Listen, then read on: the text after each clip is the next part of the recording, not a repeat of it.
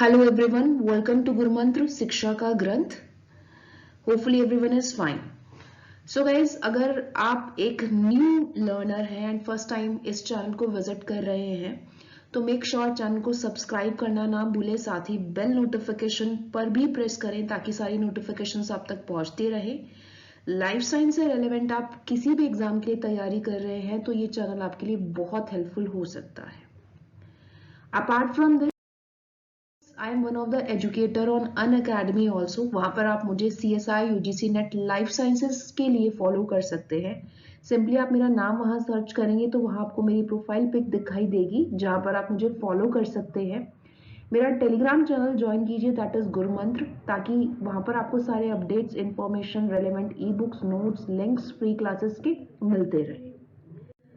Unacademy पर I use to take many units जो आपकी मदद करती है बहुत सारे लाइफ साइंसेस एग्जाम्स को क्लियर करने में.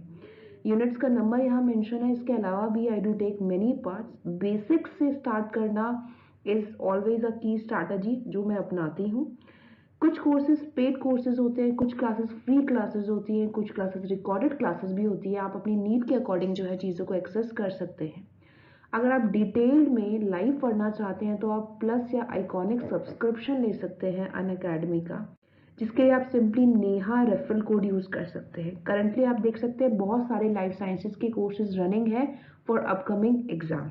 इनकेस अगर आपको कोई भी क्वेरी रहती है तो आप डायरेक्टली मुझे मेल ड्रॉप कर सकते हैं. I will be happy to answer your all queries, चाहे वो प्लस से रेलेवेंट हो, आइकॉनिक सब्सक्रिप्शन से रेलेवेंट हो, या कोई एक जनरल क्वेरी हो जो कि आपको परेशान कर रही हो. सिंपली आपको नेहा रेफरल कोड यूज करना है during taking your subscription. Apart from this जो फ्री क्लासेस होती है उनके कुछ स्पेसिफिक फीचर्स हैं जो यहाँ मेंशन है, एंड फ्री क्लासेस का स्केड्यूल आपके साथ शेयर कर दिया जाता है टेलीग्राम चैनल पर. टेलीग्राम चैनल पर आप कनेक्टेड रहेंगे तो आपको सब कुछ इन्फॉर्मेशन अप टू डेट मिलती रहेगी. इंटरैक्टिव लाइव क्लासेस के साथ polls are also there. Raise a hand नया फीचर है जो अनअकैडमी की तरफ से आपके लिए लाया गया है ताकि रियल टाइम में आप अपने एडुकेटर से बात करके अपनी क्वेरी सॉल्व कर सकें. Notifications are always there according with the lecture notes. तो ज्वाइन करना ना भूलें, फॉलो करना ना भूलें. एंड गुरुमंत्र टेलीग्राम चैनल का लिंक भी मैं आपको डिस्क्रिप्शन बॉक्स में दे दूंगी सो दैट आप लोगों के लिए एक ईज रहे. हेलो एवरीवन, वेलकम टू गुरु मंत्र शिक्षा का ग्रंथ. सो होपफुली गाइज आप लोग सेफ हैं. आप लोगों ने पिछले लेक्चर को अच्छे से कंप्लीट कर लिया है. तो लास्ट लेक्चर के अंदर हमने chapter number 12 that was mineral nutrition उसे हमने कंप्लीट कर लिया था. एंड आज हम प्लांट फिजियोलॉजी का एक मोस्ट इंपॉर्टेंट चैप्टर स्टार्ट करने वाले हैं, that is chapter number 13. Okay, photosynthesis in higher plants. ये चैप्टर बहुत ही ज्यादा इंटरेस्टिंग है एज वेल एज बहुत ज्यादा इंपॉर्टेंट है. ओके, तो चलिए स्टार्ट करते हैं. सबसे पहले अगर हम फोटोसिंथेसिस की बात करते हैं तो जनरली ग्रीन प्लांट्स जो होते हैं वो फोटोसिंथेसिस की प्रोसेस को करते हैं. Okay, the green plants make or rather synthesize the food they need through photosynthesis and are therefore called the autotrophs. तो जो plants होते हैं higher plants वो food बनाने के लिए photosynthesis की process करते हैं with the help of sunlight. Okay, and ऐसे plants को क्या कहा जाता है जो photosynthesis की process करते हैं? They are known as autotrophic plants. Okay, so ultimately all living forms on earth depends upon the sunlight for the energy. So जितनी भी लाइफ फॉर्म्स हैं, लिविंग फॉर्म्स हैं अर्थ के ऊपर, वो सभी के सभी सनलाइट के ऊपर डिपेंड करती हैं सनलाइट की एनर्जी के लिए. The use of energy from sunlight by plants during photosynthesis is the basic of life on earth. Photosynthesis is important due to the two reasons. Photosynthesis की प्रोसेस दो reasons की वजह से बहुत ज्यादा इंपॉर्टेंट है. प्राइमरी रीजन क्या होगा आपका? प्राइमरी रीजन होगा फॉर द फूड. ठीक है, that is it is the primary source of all foods on the earth. It is also responsible for the release of oxygen into the atmosphere by the green plants. Also जब plants आपके photosynthesis की process करते हैं तो atmosphere के अंदर आपकी O2 gas, oxygen gas भी रिलीज होती है. तो इस वजह से फोटोसिंथेसिस की जो प्रोसेस है वो बहुत इंपॉर्टेंट रोल प्ले करती है। Okay, sorry. नेक्स्ट अगर हम बात करते हैं तो व्हाट डू वी नो, अब हमें फोटोसिंथेसिस के बारे में क्या पता है, या फिर ये जो फोटोसिंथेसिस की प्रोसेस हो रही है उससे रिलेटेड हमारे पास कुछ साइंटिस्ट हैं जिन्होंने अपने एक्सपेरिमेंट्स किए थे। ओके, तो वो एक्सपेरिमेंट्स को हम अभी पढ़ने वाले हैं। सबसे पहले chlorophyll, green pigment of the leaf, light and CO2 are required for the photosynthesis to occur. अगर प्लांट आपका फोटोसिंथेसिस कर रहा है या फिर नेचर के अंदर फोटोसिंथेसिस की प्रोसेस अकर कर रही है, तो उसके लिए आपको कौन कौन से रॉ मटेरियल्स की रिक्वायरमेंट है। ओके, सबसे पहले ग्रीन लीफ जो होगी उसके अंदर क्लोरोफिल पिगमेंट जो होगा, ग्रीन पिगमेंट जो होगा लीफ का, वो उसकी आपको जरूरत है। फिर आपको लाइट की जरूरत है एंड ऑल्सो आपको CO2 gas, carbon dioxide gas की रिक्वायरमेंट है। Okay, You may have carried out the experiment to look for a starch formation in two leaves. आपने छोटी क्लासेस के अंदर देखा होगा, आपने स्टार्च फॉर्मेशन जो होता है लीफ के अंदर उसका एक्सपेरिमेंट किया होगा। Okay, leaf or a leaf that was partially covered with a black paper and exposing to light. On testing the leaves for the presence of starch, it was clear that photosynthesis occur only in the green part of the leaves in the presence of light. आपने बचपन में experiment किया होगा, आपने half leaf को तो black pepper से या फिर ब्लैक टेप से कवर कर दिया होगा एंड हाफ को आपने ऐसे ही छोड़ दिया होगा। तो जब आप कुछ टाइम के बाद देखते हो, टेस्ट करते हो, तो आपको पता चलता है कि जो ग्रीन पार्ट होता है लीफ का, केवल और केवल वही आपका फोटोसिंथेसिस की प्रोसेस कर पाता है।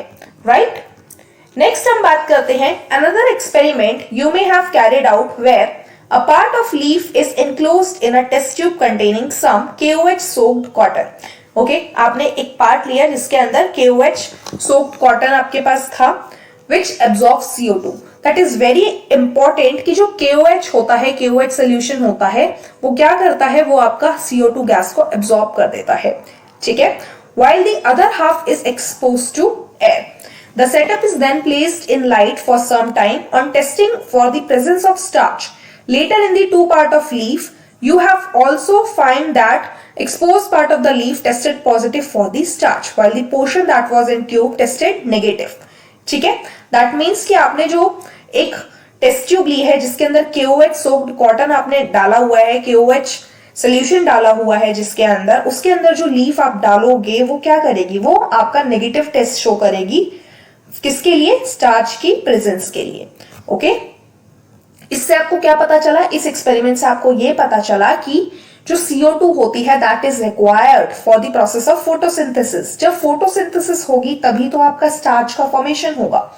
और अगर मान लो फोटोसिंथेसिस के लिए आपको पता है रॉ मटेरियल में आपको CO2 गैस चाहिए, अब KOH का जो सोल्यूशन है वो तो CO2 को एब्जॉर्ब कर लेता है, दैट मीन्स कि आपके पास CO2 गैस है ही नहीं। तो जो पार्ट लीफ का आप KOH सोल्यूशन के अंदर डिप करके रखोगे वहां पे CO2 गैस होगी नहीं, इस वजह से वहां पे फोटोसिंथेसिस नहीं होगा, और फोटोसिंथेसिस नहीं होगा तो स्टार्च का फॉर्मेशन नहीं होगा। ओके, एक ये एक्सपेरिमेंट था। अब हम कुछ अर्ली एक्सपेरिमेंट्स के बारे में बात करने वाले हैं जो कि डिफरेंट साइंटिस्ट ने डिफरेंट चीजों को फाइंड करने के लिए किए। तो सबसे पहले आपके पास है जोसेफ प्रिस्टले। ठीक है, प्रिस्टले ने क्या किया, लेकिन प्रिस्टले के काम को जानने से पहले आपको इनके ईयर के बारे में भी पता होना चाहिए, एक जनरल आइडिया होना चाहिए। ओके, तो 1733 से 1804 तक का इनका टाइम पीरियड था। इन 1770 he performed a series of experiments that revealed that essential role of air in the growth of green plants. इन्होंने क्या बताया कि अगर ग्रीन प्लांट्स को ग्रो करना है तो उनके लिए एयर जो होती है that plays a very essential role. ठीक है, सॉरी। इसके अलावा प्रिस्टले ने बताया कि जो इन्होंने क्या बताया, इन्होंने डिस्कवर किया ऑक्सीजन को in the year 1774। This is very important कि ऑक्सीजन किसने डिस्कवर किया था, ऑक्सीजन डिस्कवर किया था प्रिस्टले नाम के साइंटिस्ट ने। कौन से ईयर में? In the year 1774.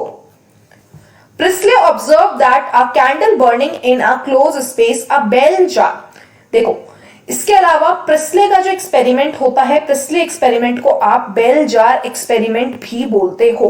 तो काफी बार एग्जाम्स के अंदर क्वेश्चन पूछा जाता है कि who performed the bell jar experiment, तो आंसर क्या जाएगा, प्रिस्ले। ठीक है, इन्होंने क्या किया, इन्होंने एक जार लिया, एक जार के अंदर इन्होंने एक कैंडल को रखा, एक माउस लिया और एक प्लांट लिया। ठीक है, तो अब देखो, Priestley observe that a candle burning in a close space a bell jar soon gets exhausted. क्या होता है कि आपने कैंडल को जलाया, उसके ऊपर आपने क्लोज जार रख दिया, तो आपने देखा कि कैंडल बुझ गई।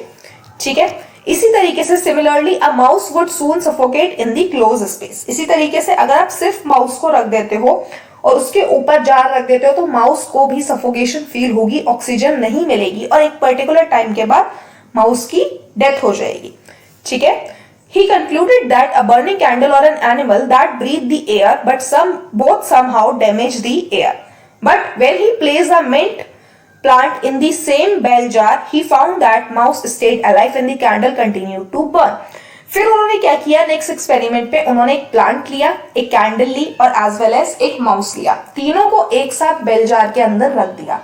अब उन्होंने क्या देखा, उन्होंने देखा कि अब कैंडल भी जल रही थी, माउस भी लाइव था।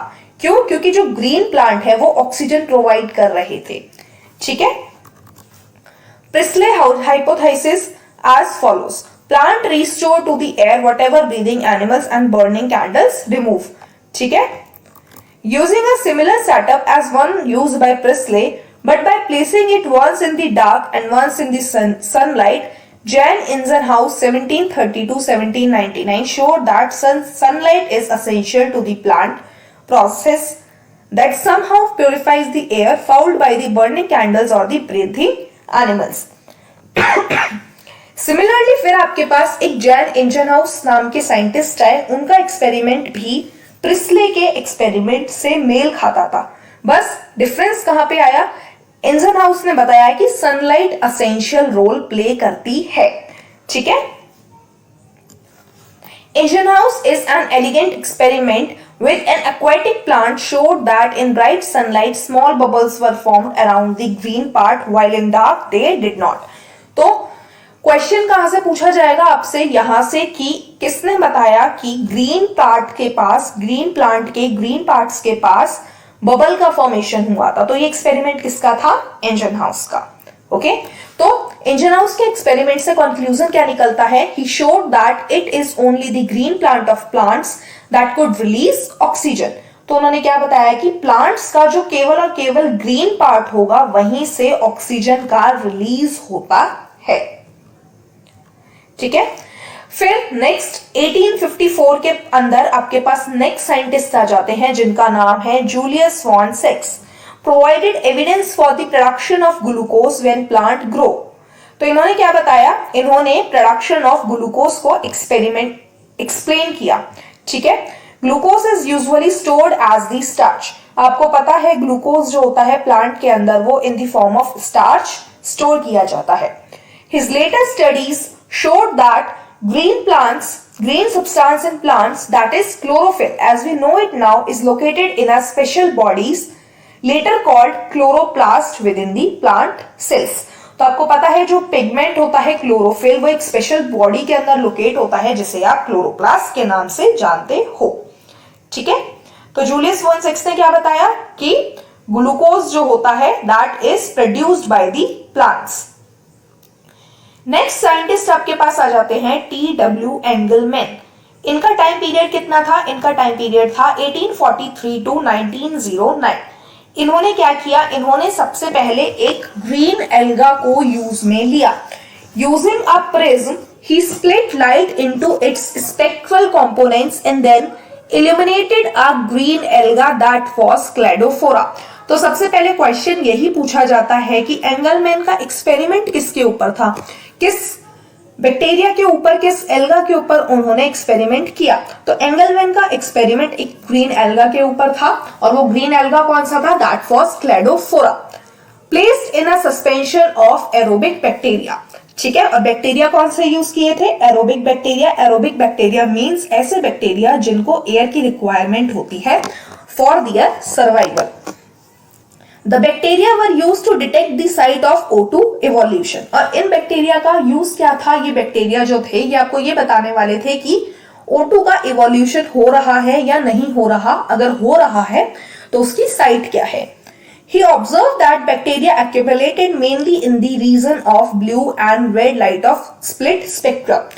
तो ये जो एंगलमैन थे इन्होंने प्रिज्म को भी यूज में लिया था, इन्होंने लाइट को स्प्लिट कर दिया था उनके सेवरल स्पेक्ट्रल कंपोनेंट्स के अंदर, राइट। तो जो रेड रीजन और जो ब्लू रीजन था वहां पे आपके पास बैक्टीरिया मेनली ऑब्जर्व किए गए थे। दैट मीन्स वहां पे आपका ऑक्सीजन का इवोल्यूशन ज्यादा होगा। A first action spectrum of the photosynthesis was thus described. It resembles roughly that absorption spectra of chlorophyll A and B. ठीक है?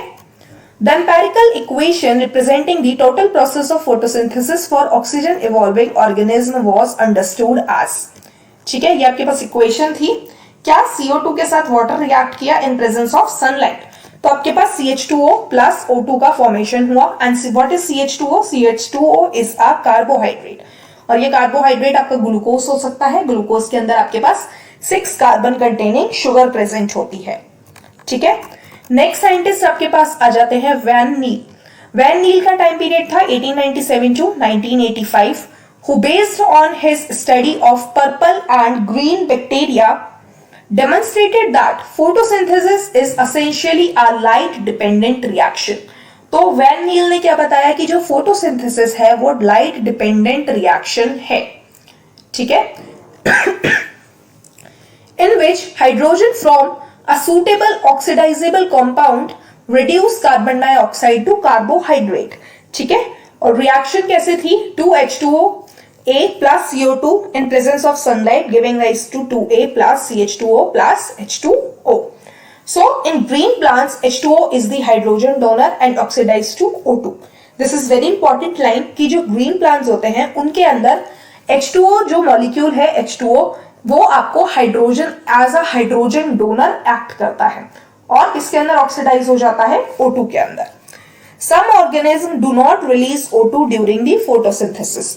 When H2S instead of hydrogen donor for purple and green sulfur bacteria, the oxidation product is sulfur or the sulfate, ठीक है। तो जब hydrogen donor आपके पास H2S होगा in case of purple and green sulphur bacteria, ठीक है, तो वहां पे क्या होगा? ऑक्सीडेशन का जो प्रोडक्ट होगा that will be a sulphate और sulphur depending upon the organism, ठीक है। Hence he interfered that O2 evolved by the green plants comes from the H2O। तो इन्होंने क्या बताया वैन नील ने कि जो O2 निकल रही है, O2 रिलीज हो रही है, वो कहां से आ रही है? वो डायरेक्टली आपके पास H2O से आ रही है। This was later proved by using radio isotopic techniques. The correct equation that would represent the overall process of photosynthesis is therefore. तो ओवरऑल करेक्ट इक्वेशन जो आई थी that was 6 CO2 plus 12 H2O in presence of light giving rise to a molecule of glucose plus 6 molecules of water and 6 molecules of O2, ठीक है। Glucose का general formula C6H12O6 represents the glucose. The O2 released is from water and final conclusion आपके पास क्या आ गया कि जो O2 का release हो रहा था नेचर के अंदर that was from the water not from the CO2, okay. तो ये आपका इंपॉर्टेंट लाइन थी। अब हम बात करते हैं where does the photosynthesis take place? Photosynthesis कहां पे होती है? ऑब्वियसली आपको पता है, आपने पढ़ा हुआ है, फोटोसिंथेसिस जनरली ग्रीन लीफ के अंदर होती है। ग्रीन लीफ के अंदर भी क्लोरोप्लास्ट के अंदर, right. Photosynthesis does take place in the green leaf of the plant, but it does so also in the other green parts of the plant. Within the chloroplast, there is a membranous system containing of the grana, the stoma lamellae and the matrix stroma. अगर chloroplast के structure की बात करते हो तो chloroplast का structure एक membranous structure होता है, ओके। मेम्ब्रेनस स्ट्रक्चर के अंदर आपके पास grana, stroma lamellae as well as matrix stroma present होते हैं। The membrane system is responsible for trapping of light energy. ये जो क्लोरोप्लास्ट है ये आपका मेम्ब्रेनस स्ट्रक्चर है, मेम्ब्रेनस सिस्टम है। इस मेम्ब्रेनस सिस्टम के होने की वजह से ये किस लिए रिस्पॉन्सिबल होता है, ये आपके लाइट एनर्जी को ट्रैप करने के लिए रिस्पॉन्सिबल होता है, एज वेल एज इसकी मदद से synthesis of ATP molecule as well as NADPH molecule takes place. Stroma जो आपके पास होता है enzymatic reaction synthesis sugar which in turns form the starch, ठीक है। इसके अलावा लाइट रिएक्शंस और डार्क रिएक्शंस आपकी यहाँ पे अकर कर जाती हैं। Light, what is light reaction and dark reaction, वो हम नेक्स्ट लेक्चर के अंदर पढ़ने वाले हैं। ओके, तो ये आपके पास डायग्रामेटिक रिप्रेजेंटेशन है किसकी, क्लोरोप्लास्ट की, ये आप देख सकते हो। Okay, so this was all about today's lecture guys. I hope topic आपको क्लियर हो गया होगा। नेक्स्ट लेक्चर में we are going to discuss about the pigments involve in the photosynthesis, और फोटोसिंथेसिस की प्रोसेस को हम फर्दर डिटेल में पढ़ने वाले हैं। तो आज के लेक्चर के अंदर आपको काफी सारी चीजें याद रखनी है। बहुत सारे साइंटिस्ट के नाम आपने पढ़े हैं, आपको उनको एक नोटबुक के अंदर नोट करके रखना है, उनका टाइम पीरियड लिखना है, एज वेल एज आपको ये लिखना है कि कंक्लूजन लिखना है, उन्होंने जो एक्सपेरिमेंट किया उसका नाम, उन्होंने कौन सा बैक्टीरिया यूज किया, कौन सी एल्गी यूज करी। ओके, तो ये चीजें आपको याद रखनी है। So till next video stay tune. अगर आप इस चैनल गुरुमंत्र शिक्षा के ग्रंथ पे नए हैं तो चैनल को सब्सक्राइब करना ना भूलें, एज वेल एज वीडियो को लाइक भी कर दें। So till next video stay tune. Thank you very much.